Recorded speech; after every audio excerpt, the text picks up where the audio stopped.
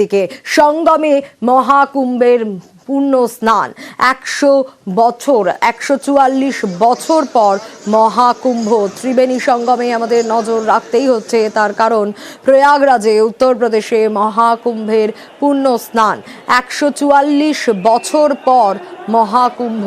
স্বাধীন ভারতে প্রথম মহাকুম্ভ। প্রয়াগরাজ হরিদ্বারে পুণ্যার্থীর ঢল নেমেছে। সামিল রয়েছে দেশ বিদেশের ভক্তরা। আর 44 দিনের এই কুম্ভ মেলায় শুধুই ভক্তের ঝড়।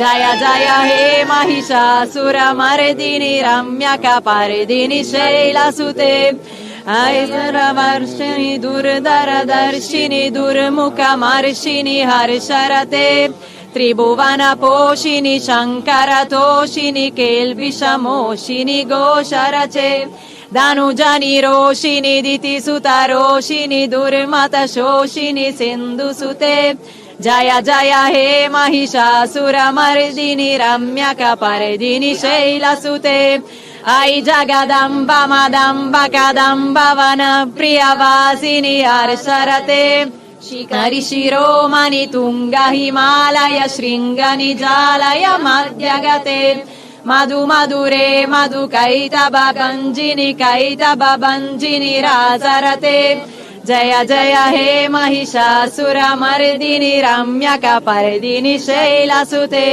আমরা নজর রেখেছি ত্রিবেণী সঙ্গমে মহাকুম্ভের পূর্ণ স্নান, যেখানে 100 বছরেরও অনেক বেশি সময় 144 বছর পর মহাকুম্ভ। স্বাধীন ভারতে এটাই প্রথম মহাকুম্ভ।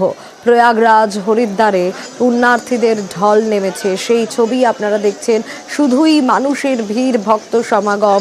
শুধু দেশের ভক্তরাই নয়, সামিল হয়েছে বিদেশের ভক্তরাও। 44 দিনের কুম্ভ মেলায় শুধুই ভক্ত সমাগম। প্রয়াগরাজ থেকে আমাদের প্রতিনিধি অমিত কুমার সিং এর প্রতিবেদন দেখাবো আপনাদের। मेरे पीछे आप देख पा रहे हैं तमाम अखाड़ों के धर्म ध्वज जो लगातार संगम में त्रिवेणी में पावन स्नान करने के लिए लगातार आगे बढ़ रहे हैं। और जितने भी साधु संतों से मेरी बातचीत हो रही है उनका साफ साफ ये कहना है कि इस बार की सरकार ने यानी योगी सरकार ने बहुत अच्छा व्यवस्था किया है। कहीं से कोई परेशानी नहीं हो रही है, दिक्कत नहीं हो रही है। यहाँ पर देखिए धर्म ध्वजा को देखिए और तमाम अखाड़ों के साधु संतों को देखिए, वो लगातार आगे बढ़ रहे हैं यहाँ पर। और ये देखिए तमाम पुलिस व्यवस्था उन्हें आगे की तरफ है और धीरे धीरे पुलिस प्रशासन जो है उन्हें आगे कर रहा है। और यहाँ पर देखिए हर किसी को इंतजार है अपने समय का। जितने भी साधु संत यहाँ पर आप देख पा रहे हैं सबको इंतजार है अपने समय का। और जैसे ही इनका समय, इनका टाइमिंग होता है, ये संगम में डुबकी लगाने के लिए आगे बढ़ जाते हैं। ये देखिए यहाँ पर तमाम यहाँ पर अखाड़े के जो महामंडलेश्वर हैं वो रथ पर सवार हैं। और इसके अलावा धर्म ध्वजा नागा साधु जो सबसे आगे हैं, चूँकि नागा साधु तमाम अखाड़ों के सेना कहे जाते हैं, इसीलिए वो सबसे आगे रहते हैं। और साधु संत जो है इस पावन स्नान के इंतजार के लिए काफ़ी अरसे से इंतजार कर रहे थे। पिछले कुछ दिनों से ये यहीं पर महाकुंभ क्षेत्र में जो अखाड़ा परिषद को अलॉटेड जो टेंट था वहाँ पर वो रुके हुए थे। और आज हर्षोल्लास के साथ तमाम साधु संत जो है वो संगम में डुबकी लगा रहे हैं।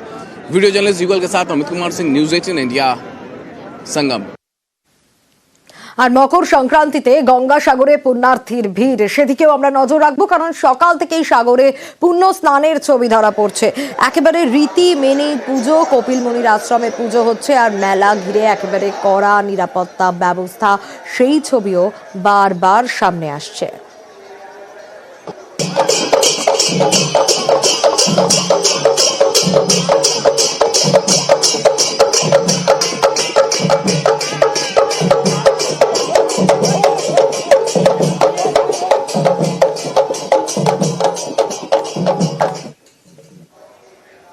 একদিকে কপিলমুনির আশ্রমে রীতি মেনে পুজো হচ্ছে, অন্যদিকে মেলা ঘিরে করা নিরাপত্তা। অর্পণ রয়েছে এখনকার ছবিটা, একটু জানবো অর্পণের কাছ থেকে। অর্পণ, শুধুই পুণ্যার্থীদের ভিড় দেখতে পাচ্ছি গঙ্গাসাগরে মকর সংক্রান্তিতে, সকাল থেকে সাগরে পূর্ণ স্নান চলছে, শুধুই ভক্ত সমাগম, এখনকার ছবিটা।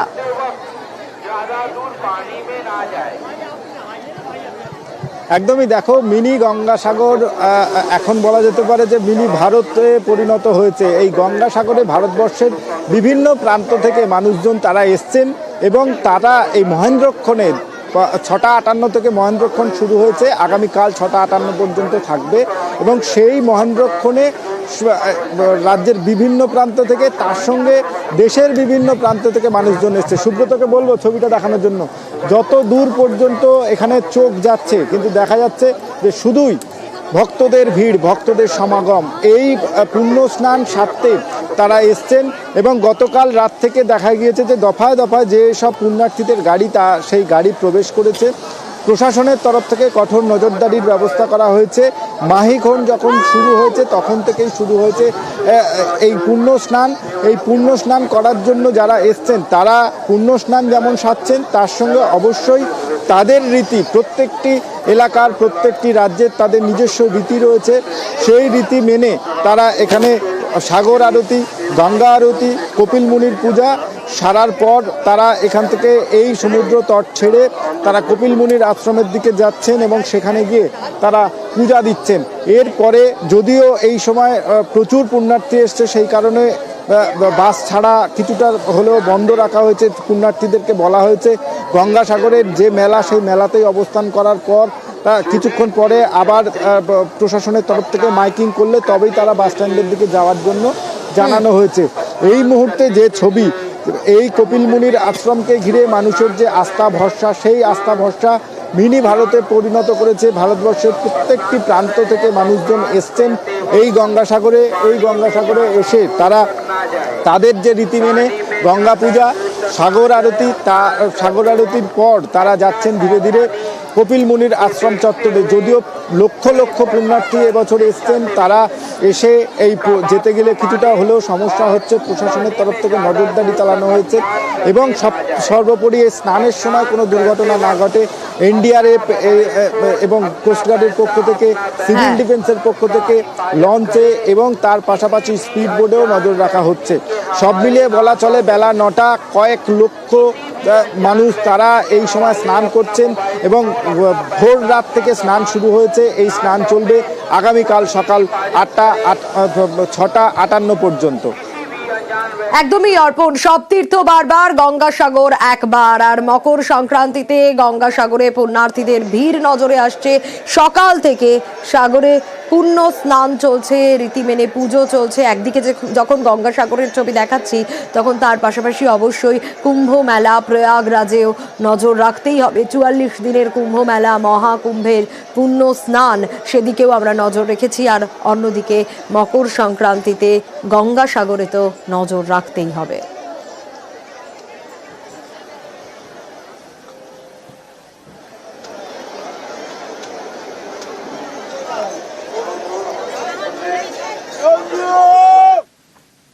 আর এবার একটু অবশ্যই নজর রাখতে হবে বক্রেশ্বরের দিকে, কারণ উষ্ণ প্রস্রবণের গরম জলে মকর স্নানের পর বক্রেশ্বর শিব মন্দিরে ভক্তদের পুজো দেওয়া এবং মকর সংক্রান্তিতে এই পুণ্য স্নান। এখন বক্রেশ্বরের ছবিটা ঠিক কিরকম একটু সুপ্রতিমের কাছ থেকে জানবো। সুপ্রতিম রয়েছে আমার সঙ্গে। সুপ্রতিম, সকাল থেকে যে ছবি দেখছি তাতে পুণ্যার্থীদের ভিড়, উষ্ণ প্রস্রবণের গরম জলেই মকর স্নান।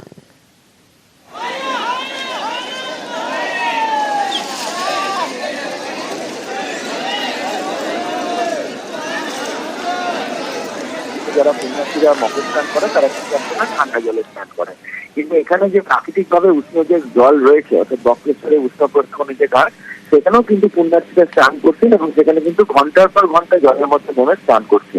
এবং এটা দুটো ঘাট রয়েছে, একটা মহিলাদের জন্য একটা ঘাট রয়েছে এবং একটা যারা পুরুষ রয়েছে তাদের জন্য ঘাট রয়েছে। এবং দুটি ঘাটেই কিন্তু স্নান করা চলছে ভোরবেলা থেকে এবং সেখানে পুলিশি প্রহরাও রয়েছে এবং দূর দূরান্ত থেকে পুণ্যার্থীরা এসেছেন যারা কিন্তু এই গরম জলে নেমে ঘন্টার পর ঘন্টা স্নান করছেন। বেশ, মকর শান্তিতে গরম জল স্নান করতে খুব আরাম লাগবে, তার জন্যই ভাবলাম যে যাই স্নান করে আসি। প্রচুর ভিড় আছে। হ্যাঁ, না উঠতে ইচ্ছা করছিল না একটুও, কিন্তু ওঠার পরে আরো বেশি ঠান্ডা লাগছে। ভিড়, প্রচুর ভিড় হয়েছে এখানে। আগেও এসছি, অনেক ছোট থেকে এসছি অনেকবার। এখানে এই যে গরম জল দেখছে আর অনেক প্রচুর মাত্রায় লোক এসে স্নান করছে, খুব আনন্দ নিচ্ছে এখানকার জায়গায়। আজকে মকর সংক্রান্তি না, তাই আজকে প্রথম দিনে, বছরের প্রথম দিনে সবাই এসে এখানে স্নান করে নিজের প্রথম দিনকে শুরু করছে। আর আমরাও এসেছি এখানে দর্শন করতে।